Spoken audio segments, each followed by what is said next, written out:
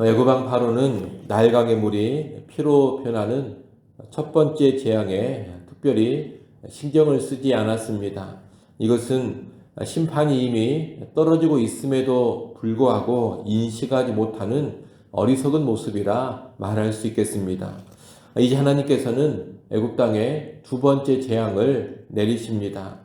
두 번째 재앙을 내리시기 전에 하나님께서는 모세를 통해 내 백성을 보내라고 거듭 바로에게 말씀하십니다.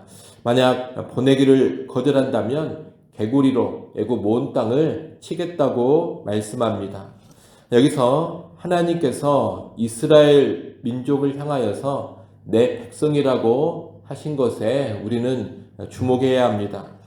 바로는 이스라엘 백성을 자기의 노예라고 생각했습니다. 그러나 하나님께서는 그들을 내 백성이라고 분명하게 밝히십니다. 이스라엘이 하나님 자신의 백성임을 공개적으로 선포하시는 겁니다.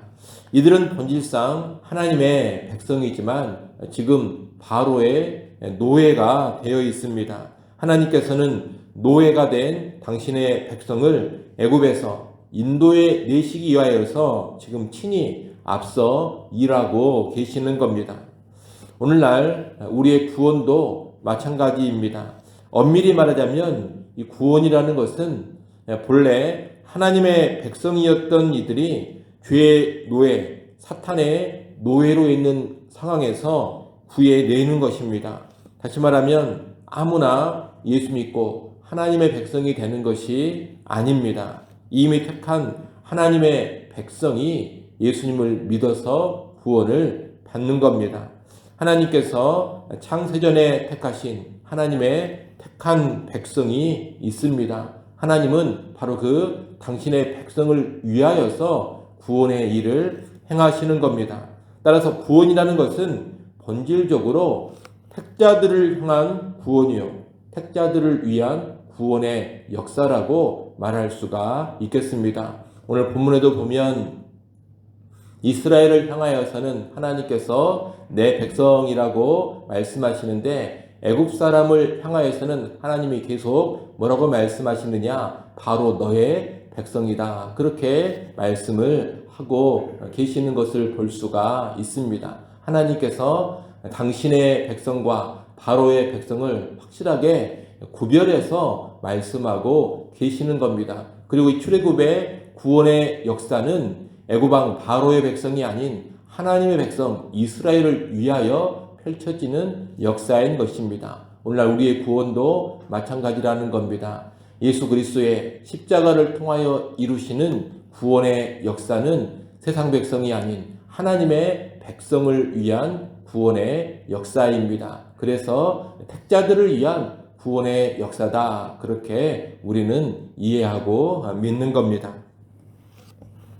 그러니 여러분, 내가 오늘 예수를 믿어 구원받았다면 창세전에 나를 택하신 하나님의 은혜가 먼저 있었다라는 것을 잘 알아야 하겠습니다. 하나님께서 은혜로 나를 택하사 나를 당신의 백성으로 삼아 주셨습니다. 그리고 당신의 백성된 나를 죄의 노예 상태에서 구원해 주신 겁니다. 우리는 이 하나님의 은혜를 잘 알고 하나님께 큰 감사와 찬송을 올려드릴 수 있어야 하겠습니다. 바로는 내 백성을 보내라는 하나님의 말씀을 거부합니다. 그러자 모세는 아론을 통해서 개구리들이 나일강에서 애굽 땅으로 올라오게 합니다. 그로 인해 애굽 온 땅이 개구리로 인하여서 크게 고통을 당하게 됩니다. 이 개구리는 애굽 사람들이 숭배하는 여신인 헤케트라는 그 신을 상징하는 동물입니다. 이 헤케트 여신은 개구리 머리를 하고 있는데 동물과 사람의 다산과 출산을 돕는 신으로 알려져 있습니다.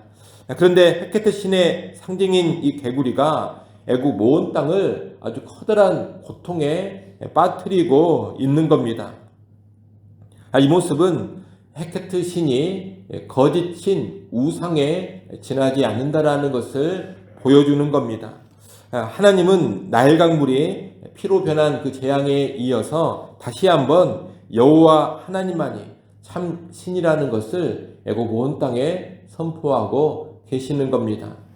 이 두 번째 재앙과 연관해서 바로의 술사들도 개구리가 올라오게 하는 그런 이적을 보이기는 합니다. 하지만 물이 피로 바뀐 첫 번째 재앙과 마찬가지로 문제를 해결하지는 못합니다. 개구리를 없애야 문제를 해결하는 것인데 이 바로의 술사들은 개구리를 없애는 것이 아니라 개구리를 더 많이 만들어내기만 하고 있습니다. 문제를 해결하는 그런 일에 전혀 도움이 되지 않고 있다는 겁니다. 이것은 바로의 술사들이 진정한 권능을 보이지 못하고 있다는 것을 보여주는 겁니다. 뒤에 보면 바로의 탄원을 듣고 모세가 여호와께 간구하니 개구리가 집과 마당과 밭에서 다 나와서 죽게 됩니다.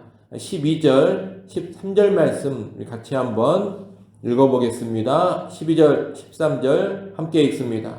모세와 아론이 바로를 떠나 나가서 바로에게 내리신 개구리에 대하여 모세가 여호와께 간구하매 여호와께서 모세의 말대로 하시니 개구리가 집과 마당과 밭에서부터 나와서 죽은지라. 아멘. 하나님께서는 모세의 기도를 들으시고 이 개구리의 문제를 즉각 해결해 주십니다. 여호와께 진정한 권능이 있는 겁니다. 특히 하나님은 모세가 여호와께 간구함을 보시고 개구리를 제거해 주셨습니다. 하나님이 그냥 제거해 주실 수도 있는데 왜 여호와께 간구함을 통해서 그 기도를 통해서 제거하십니까? 다른 이유가 아닙니다. 그것은 이 재앙이 여호와께로부터 왔고 여호와만이 이 재앙을 해결해 주실 수 있는 분이라는 것을 확실하게 보여주시기 위함입니다. 그래서 여호와께 기도하게 하고 그 기도를 통하여서 개구리 재앙을 해결해 주신 겁니다. 여러분, 개구리를 자기의 상징으로 삼고 있는 이 헤카르라는 여신이 개구리를 주장하고 있는 것이 아닙니다. 또 술사들이 개구리를 마음대로 부리는 것도 아닙니다.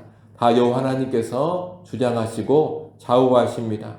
여러분, 언제나 하나님만이 참된 신이시고 하나님만이 진정한 주권자가 되시고 하나님만이 진정한 능력자라는 것을 우리는 분명히 알아야 하겠습니다. 그러니 세상에 신이라고 일컬어지는 사람들이 신이라고 숭배하는 모든 다른 것들에 우리는 미혹당하지 않아야 하겠습니다. 그런 것들은 다 헛된 신, 거짓 신, 우상에 지나지 않는 것들입니다. 오직 여호와 하나님만이 참된 신이십니다. 이를 분명히 알고 하나님만 높이고 하나님만 섬기고 하나님만 의지하는 우리가 되어야 하겠습니다. 이 애굽 왕 바로는 개구리 재앙이 임했을 때 처음에는 그 재앙을 대수롭지 않게 여겼던 것 같습니다. 그러나 그 재앙으로 인한 고통이 점점 더 심해지자 태도를 바꾸었습니다. 본문 8절에 보면 바로는 모세와 아론에게 여호와께 구하여 개구리를 떠나게 하라 그렇게 요청합니다. 그렇게 한다면 이스라엘 백성을 내보내 주겠다 그렇게 약속을 합니다. 하지만 바로의 이 말은 진심이 아니었습니다. 하나님께 굴복하고 회개한 것처럼 보이지만 진실한 회개가 아니라 그저 눈앞에 고통에서 잠시 벗어나기 위한 임시 방편의 모습이었습니다. 우리가 앞에서 본 것처럼 이 바로의 말을 듣고 모세가 간구하여 개구리떼로 인한 고통이 이제 사라집니다. 그러자 바로가 보인 반응이 15절입니다. 15절 말씀 우리가 또 같이 한번 읽어보겠습니다. 15절 함께 읽습니다. 그러나 바로가 숨을 쉴 수 있게 됨을 보았을 때 그의 마음을 완강하게 하여 그들의 말을 듣지 아니하였으니 여호와께서 말씀하신 것과 같더라. 아멘. 문제가 해결되니 바로의 태도가 돌변합니다. 언제 그랬냐는 듯이 내 백성을 보내라는 하나님의 명령을 무시해 버립니다. 이런 모습은 바로에게만 나타나는 게 아닙니다. 오늘날 사람들에게서도 흔히 나타나는 모습입니다. 사람들은 위기나 고통, 큰 고난이 찾아오면 하나님을 찾고 하나님께 매달리고 기도하곤 합니다. 때로 자기의 지난 잘못, 죄를 회개하면서 이제 하나님 앞에 합당하게 살겠다고, 하나님 말씀에 순종하며 살겠다고 결단을 하고 또 하나님을 위해 무엇을 하겠다고 서원을 하기도 합니다. 하지만 정작 문제가 해결되면 전과 똑같은 모습을 보일 때가 많이 있습니다. 하나님께 드렸던 기도도 다 무시해버리고 하나님께 했던 약속도 다 무시해버리는 겁니다.